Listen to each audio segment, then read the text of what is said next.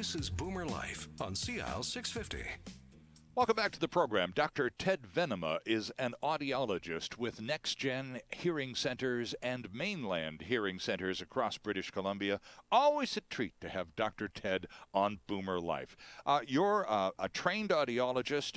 You've taught audiology in U.S. schools. There's a strong possibility, rumor has it, that you could be doing the same in Canadian schools again within another year or two. Here's a question for you. It's about bedside manner. Medical doctors, don't get much time on bedside manners, and you can usually tell when they're kids and interns. They're a little rough around the edges. How do you take an audiologist, a specialist in one particular human aspect, which is hearing? How do you train that person not only to do all the technical details, conduct hearing tests, and prescribe the appropriate hearing aids and so on? How do you convince that person or teach that person to convince people who don't want to be convinced that they need to wear a hearing aid? I know it. I mean, that's got to be a real chore, because that's a pretty intricate technical profession in the first place. And then you got to talk people into something they should know better and not have to be convinced. We're different from optometry that way. Yes. Because people say, okay, I got some vision problems. Okay, you get your prescription, and now you choose what kind of frame. That's right. You do it in the store. I remember the first time I got glasses. The optometrist, lovely lady, did the test and said, Mr. Fox, I'm afraid you're going to need some prescription glasses here. I said, really? Okay. Okay. Where do I go? What frames can I pick? Exactly. And no problem. I know it. And so you say that you need hearing aids, and man, it's like, oh boy, you're gonna lose your left leg below the knee. You know, I mean, it's well, it has that stigma. It's awful. Of aging. It's just hearing. It's because it is associated with, well, you heard the word deaf and dumb. Yeah. I mean, it goes way back. The roots are deep. And all audiologists and HIPs are schooled, university trained or college trained HIPs. Some of their courses are counseling. Oh, okay, so there's your bedside manner stuff. Yeah. And HIPs, just in case you've just joined us late in the conversation, are hearing instrument practitioners. Correct. Okay. Yeah. And they have a 2-year college diploma. They're something like an optician. Yeah. But they're all schooled in counseling. They have to learn how to listen. In other words, to ask someone about him or herself, instead of just talking about yourself, and this is what you're going to need, and this is what your hearing test says, and this is what your hearing loss means, and so I'm going to recommend they have to learn to say, what do you do in life? What was your, where are you experiencing your problems? Right. And get you to talk. Right. And sometimes it requires active listening, like almost, so you have a hard time hearing in crowds. And what kind of crowds? Well, when I'm over at the Legion Hall, or when I'm over. So you have problems hearing when you're over at the Legion Hall. Right. They're trying to get you to talk. Right. Because the more you can explain, that the client can explain, the more you can help him or her. Right. You have to listen in order to talk. Now, suppose just to describe, suppose I'm in one of these interviews. I'm just the guy off the street looking for a test, and you're running me through the 20 questions preamble to the test, and you're paying attention to what I'm saying. And I say something to you like, well, every time we go out and we go to a restaurant where there's background music, if I'm sitting across the table from my wife or my guest at this dinner, and we're having a chat and meal, the music, I can't hear anything but the music. The music overrides. I can see people's lips moving across the table from me, but because that bloody speaker is in the ceiling 10 feet over my head, I can't hear the person sitting across the table from me. Everybody's going to have a unique set of complaints in his or her own life that really lends credence to that tells why they're having the problems. Okay, so now if I tell you that, what does that what trigger does that fire off in your brain diagnostically? I'm already making a mental picture of the person's hearing test. Right. I can already tell that person probably has good bass hearing and probably has some hearing loss for the treble pitches. Okay. And that means in speech that he or she can hear speech but can't distinguish what the word is. Did they say kittens or mittens? Okay. Dishes or fishes? Right, right. Because when you think of the sounds that separate words from each other, they're high-pitched in English. They're the consonants. Okay. And most hearing loss is treble. And when you have the trouble with treble is if you can't hear the treble, you can hear the words when they're all mumbling. Okay. Cat, fat, sat, bat, hat. They all have but it's the Isn't it interesting, because with our animals, it's exactly the opposite. When we want to issue a command to an animal, we use long vowel sounds because that's what they hear. They hear the ahs and the ohs and the ah.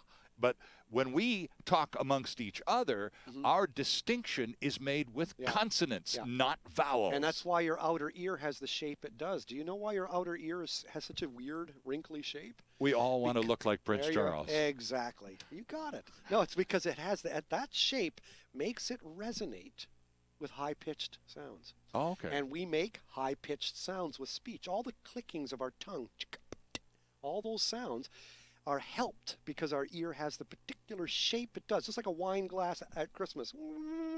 Right. Resonates. Right. And our outer ear, if we didn't speak, I'll bet you dollars to donuts we wouldn't have ears. We'd have dog or cat's ears. Interesting. We've evolved, or we were created, or what have you. It's our ear. Nothing is there without a reason. But so when a person talks that he or she has difficulty hearing in groups, difficulty hearing when there's competing noise going on. Right, as the case with my friend. Right. That usually means treble hearing loss. And most hearing loss, by the way, is treble. So hearing aids are treble emphasis. They're not amplifying the boom of my voice. They're mostly amplifying the little distinct sound. Yes. And music, by the way, eine kleine Nachtmusik. Music is mostly in the low register of our hearing. 125 cycles in sound is low C. 250 cycles per second is middle C. And high C is still 500 hertz or cycles per second. But our hearing range goes way out to 8,000. Oh, I see. So it's those high pitches that for speech are so important, not for hearing it, but for distinguishing what the words were. Right.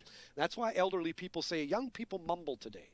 They just don't speak Those clearly. kids, that's right. They mumble. Yeah. And it's like, well, the coin has two sides. They may mumble, but you also have trouble hearing loss. Right. Now let's just talk about that because, here, this is boomer life. Yeah. And we've touched on this before. I mean, part of being a boomer is being, a little smarter than you were when you were 25. One can only help. Smarter, hopefully, than you were when you were 45. Okay, so you get to this boomer stage, and, you're pretty smart. Or at least you think you are, or you should be.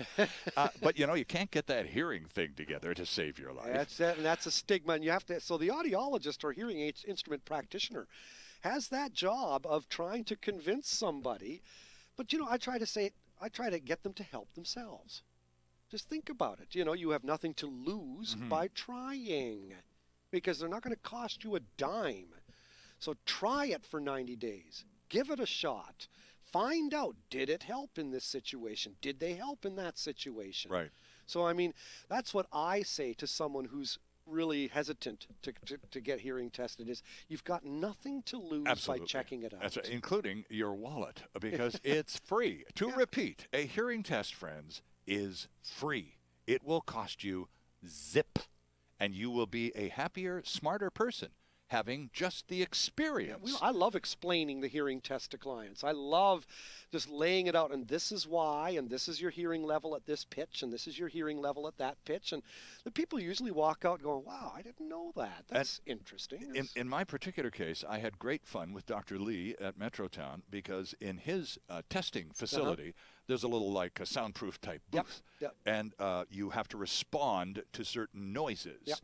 And you either respond, in some cases, I know you use the raise your hand response. Some people push a button. I got the Jeopardy button. So I was a happy guy for 45 minutes in that booth. Hey, okay, got the Jeopardy button working really well. Going, not quick enough.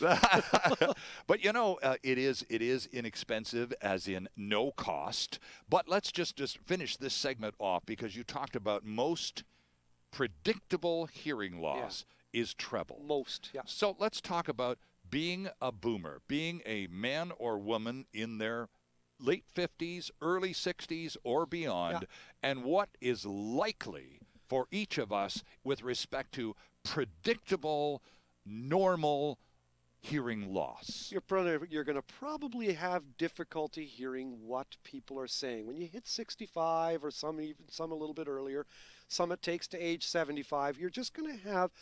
It's like you had when you turned 40 and your arms weren't quite long enough to read the page. I can't see this print very close up. I got to wear. That's why I'm wearing reading glasses. Right.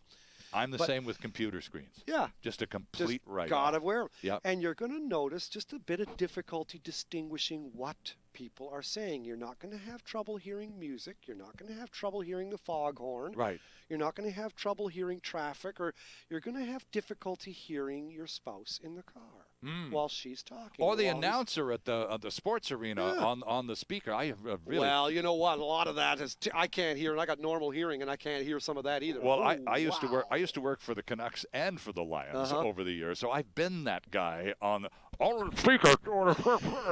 Fourth down and 14 to go. Know. Or when you're landing, please remain in your seat until the pilot has brought the plane to a complete stop at the terminal gate. We could have chose Air Canada. We're glad you chose us. Come on. All right, hearing tests are free, and you want to just have a look at a great website and find out where you can go close by for a free hearing test given, and if you're lucky enough, as I was with Dr. Lee at Metrotown, by a really caring professional person. Next Gen Hearing. Next Gen is NEXGEN Hearing.com. That'll cover all the hearing centers up in the Okanagan and all over Vancouver Island. The other half of this company is Mainland Hearing Center. So mainlandhearing.com. You will find a Mainland Hearing Center like Dr. Lee's at Metrotown, super close to you. And all you need to do is give them a call and say, hey, heard this. I heard those guys on the radio. And it's my turn. I'm coming for a hearing test, and they'll pencil you in. And we'll be back with more Boomer Life right after this. It's all about the baby boomer lifestyle. Boomer Life on CL 650.